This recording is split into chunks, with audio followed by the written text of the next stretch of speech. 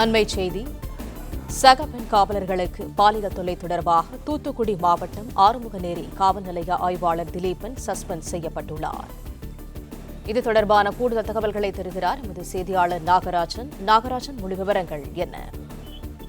இந்த சம்பவம் நடந்தது தூத்துக்குடி மாவட்டம் திருச்செந்தூர் அருகே உள்ள ஆறுமுகநேரி காவல் நிலையம். இந்த காவல் நிலையத்தில் பணியாற்றக்கூடிய உதவி காவல் ஆய்வாளருக்கு காவல் ஆய்வாளர் குறுஞ்செய்தி, அதாவது ஒரு ஆபாசமான ஒரு குறுஞ்செய்தி அனுப்பியதாக ஒரு புகார் எழுந்தது. இதனை அந்த உதவி காவல் ஆய்வாளரின் கணவர் மாவட்ட காவல்துறை கண்காணிப்பாளரும் புகாராக அளித்திருந்தார் என்றும் கூறப்பட்டது.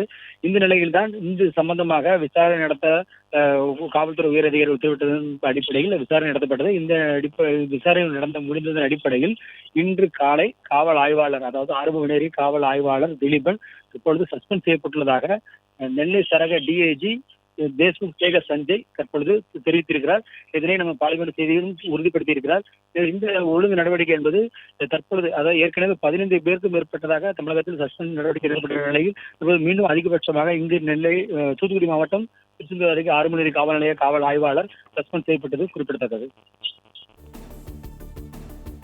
பிளே ஸ்டோர் மற்றும் ஆப் ஸ்டோரில் இருந்து பாலிமர் செயலியை QR கோடு மூலம் பதிவிறக்கம் செய்யுங்கள். செய்திகளை உடனுக்குடன் பெறுங்கள்.